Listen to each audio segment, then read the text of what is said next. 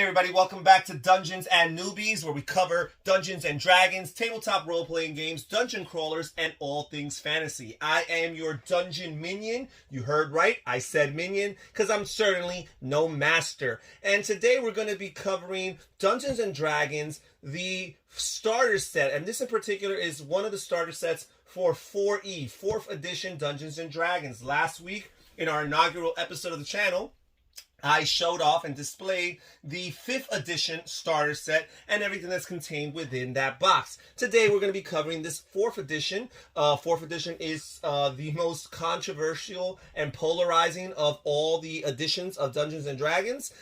It was running from about 2008 to 2014, I believe, when Dungeons & Dragons 5th edition first came out. And this is the starter set, and if you look at the box here, they decided to go with a very retro art style, kind of hearkening the old days, the days of yonder, going back to the 80s, and kind of the Dungeons and Dragons look from back then, trying to appeal to the nostalgia of the fan base. And here we see on the box, it tells you the recommended age of 12 and older. It says the ultimate game of your imagination, complete with monsters, magic, and treasure. So we're going to open this box here and see what's inside.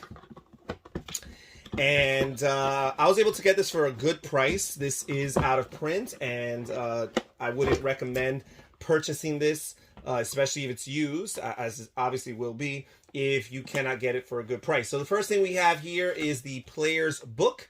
It says, read this first. So make sure you read this first here. And this is about 32 pages, more or less the size of the 5th edition's starter set rulebook. And as I mentioned last week's video, Dungeons & Dragons is known for their 3 core books across all the editions, really. You have the Player's Manual, the Dungeon Master's Handbook, and the Monster Manual. And these are big, large books, and you kind of need all 3 of them to really become an expert in playing and running the game of Dungeons and Dragons. However, for these introductory sets, they come with a truncated, abbreviated version of these rules. In this case, just 32 pages here. So let's see what's inside. So first of all, we have some artwork, which is very typical of these books.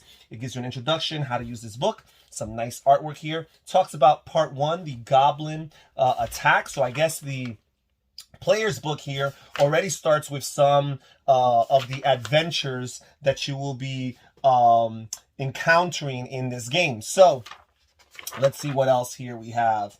So I guess it kind of goes through the introduction of combat and attack, powers and feats here, defenses and armor class. Okay, so this is definitely a different approach as far as the organization of the player's book from the 5th edition starter set rulebook here. It really goes into detail as far as fighting and combat is concerned. We're up to page 14 and 15, and we're still talking about combat here. Part 2, tracking the goblins. So I guess this is the second section of the rule book here of the adventures. So I guess the rule books is basically just an introduction into attacking, and then they go into the rest of the quest here. So I guess they walk you through the actual adventure to learn the rules. So it's kind of like a learn as you go kind of thing here. All right, so let's see here. We have some ability checks here that they walk you through: strength and intelligence, dexterity. These are all very important for your playing of Dungeons and Dragons. Each character has 6 abilities and different scores, varying scores across those 6 abilities. That will basically tell you how proficient they are at doing certain feats, at certain actions. Okay, and then so they break this down number by number, and I guess that's kind of how you learn the game. You go through each section in numerical order. Definitely a different approach as far as the organization and the introduction of the rules from the 4th edition set. For some players, this might actually work better, breaking things down instead of having long uninterrupted blocks of text you just have all these different sections that you can kind of go by number, tackling all of these different aspects of gameplay as you go and mastering them. Okay, so that's it as far as this is concerned. Let's see what the Dungeon Masters book looked like. And again, this is twice as big as the Player's book, which is the same case as the Dungeon Masters book from the 5th edition starter set. So let's see what we have here. So here it says introduction and what comes next. So I guess here it says your first encounter. So this is probably the actual adventure that you're going to be running through this game. I don't see a name or a title for this adventure here. Unlike the 5th edition starter set, which actually had a actual adventure with a name here. So it says here running combat. It goes through running combat. So there's an emphasis on combat early on in this rule book here. Movement and position. Lots of images here. Attack types. Again, lots of attack. Choosing targets. Attack rolls. Attack results. Critical hits. When an attacker makes an attack roll and rolls a 20 on a d20, the attack not only automatically hits, but it also might be a critical hit, referred to as a crit. Some of you might have heard that phrase used before with Dungeons and Dragons, a crit.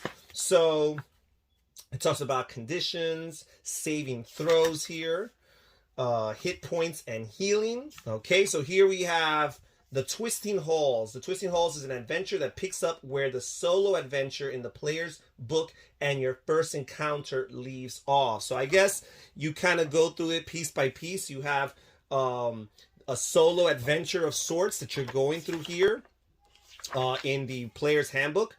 It says here, how to use this book. You can learn to play the Dungeons & Dragons fantasy role-playing game by yourself simply by reading through this book.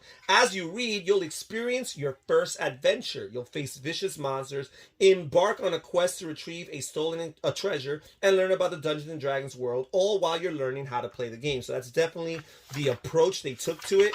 And I do think that there are some definite benefits and strengths and in particular player types and personality types that will prefer this method of learning the game. After going through this little solo adventure on your own, you would have the first encounter here, and then this is where the actual adventure proper would begin here on page 20, and it's referred to as the Twisting Halls. Okay, and we continue from there. Encounter 1, Purification. And this breaks it down. Your adventure is broken down into a series of different encounters. You have encounter number 2 over here. Worship. You have a skill challenge in the midst of that encounter. You have encounter number 3, Vesting here. Okay. You have encounter number 4, the Trial. Okay. What else do you have here? Encounter number 5, the Hidden Shrine. Encounter number 6, the Storage Area. Encounter number 7, the Wizard's Laboratory. And then concluding the adventure. So this, again, it's a very broken down process here. It might interrupt as far as game flow and those type of things. But again, for an introductory gateway experience, this might be the way to go, the approach to go. You go point by point through this Player's Handbook, number by number. Then you go into your introductory encounter here at the beginning of the Dungeon Masters book, your first encounter. And then finally you get into the heart of the adventure with the Twisting Halls, which is broken down into 7 individual bite-sized encounters. And then again, finally, you will conclude the adventure here. And I guess it talks about what's going forward beyond. It talks about second level characters here. It talks about creating adventures going forward, designing quests.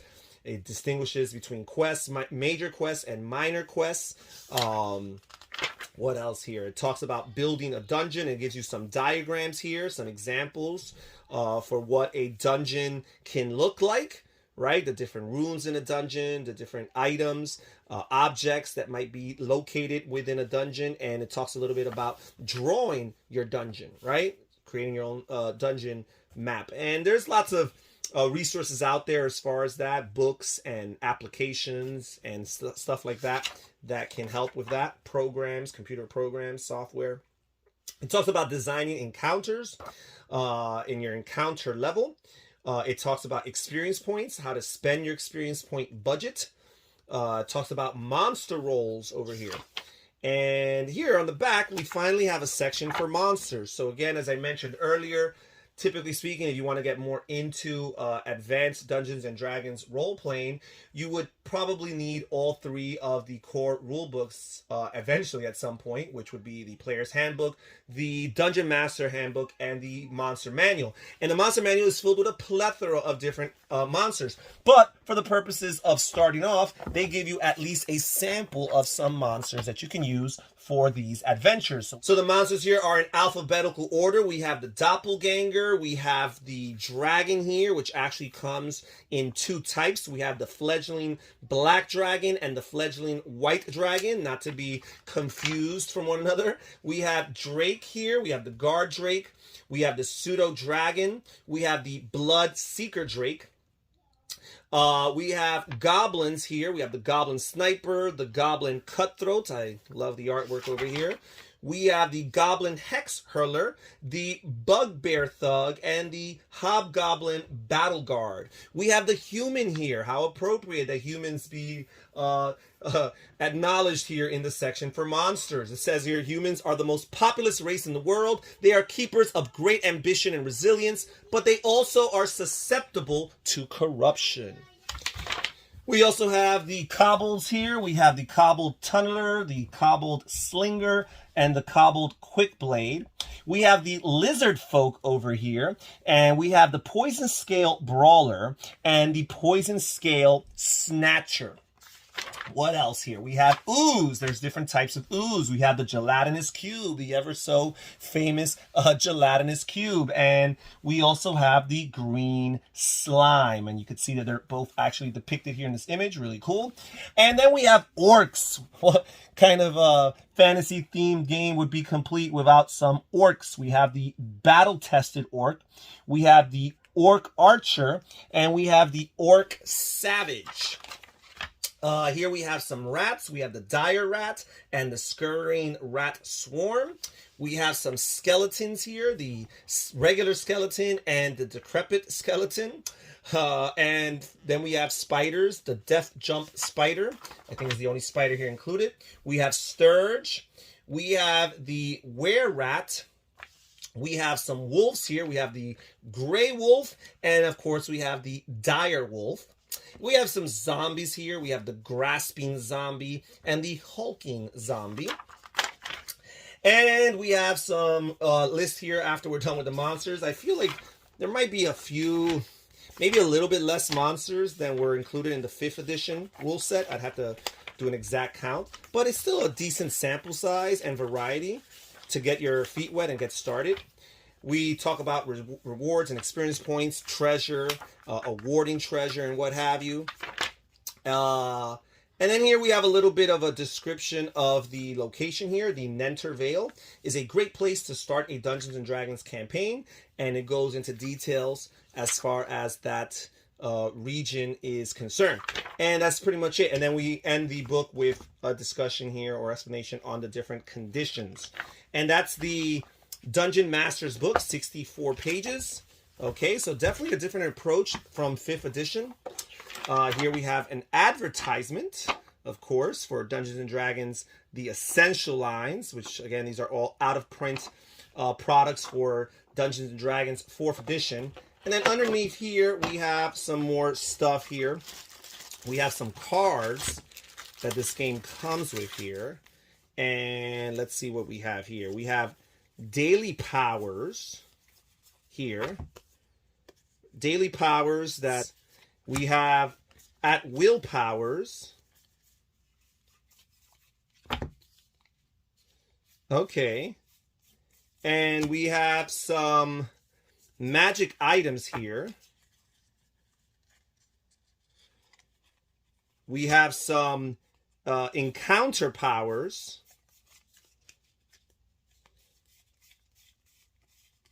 Okay. So lots of cards here that can be used in the game. And of course we have these dice right here. What game or what starter set of D&D would be complete without some dice? We have your D6, your D4, we have a D8 and a D10, and of course a D12, and of course the most important die of all, the D20, the ever so powerful D20. So here we have black as their color of choice. And then for this set here, unlike Dungeons and Dragons 5th edition, we have these tokens that come with the game as a physical representation of your characters and of your monsters. And you have your large monsters, like the dragons here. Therefore, they require larger tokens to represent them, the gelatinous cube over here. And you have your smaller tokens for some of your other less intimidating monsters. So there's definitely a tangible physical element here, which is great.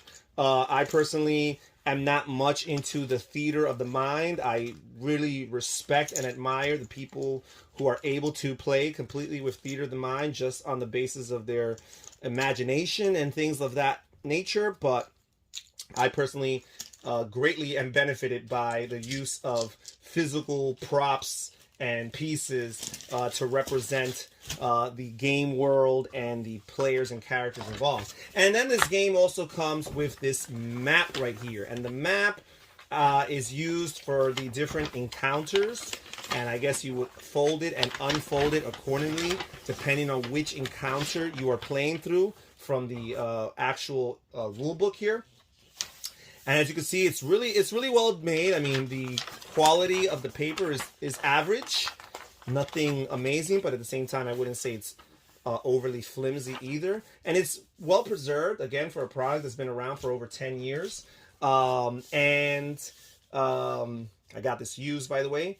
And I like the artwork. I like the way it's designed. And it's great for early dungeon masters who don't have experience drawing up and creating their own dungeons, their own maps. It's great to just have this not only as something to use and utilize going forward in different adventures and campaigns that you might run, but also as a reference point, as a idea sparker, so that you can in the future perhaps create your own dungeons, right? And this is double-sided. We have our overland map right here. And you can see the monster's lair and the crossroads over here. And again, I like the look of it. And it's a great resource that you can use not only for the adventures that you're running through this starter set, but again, going forward, it can be a helpful resource to run future adventures and campaigns as well. And that's all that the box here comes with, at least this one here. This used copy that I had. I believe the original copy came with character sheets, and these were blank character sheets. So you would fill them in, unlike 5th edition where you have pre-made characters that you kind of have to select from. This product here, I think, came with blank sheets where players would have to create their own. I think I prefer the model of the 5th edition in regards to that, because early on, the character creation, while it can be a very fun and exciting, perhaps even the most enjoyable part of Dungeons & Dragons, at the same time, it could be a little bit overwhelming and intimidating for a new player who might not know exactly what they're doing, and also might not understand the weight of their decisions or of their character creation and what it entails and what it implies.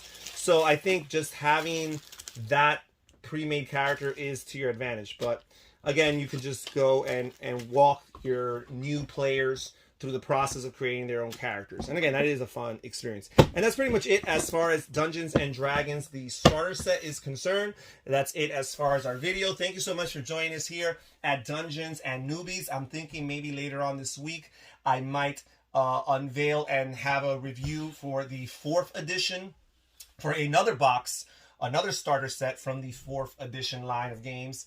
I'll definitely be covering additional starter sets and introductory materials in weeks to come, so stay tuned to our channel. Take care. Bye-bye.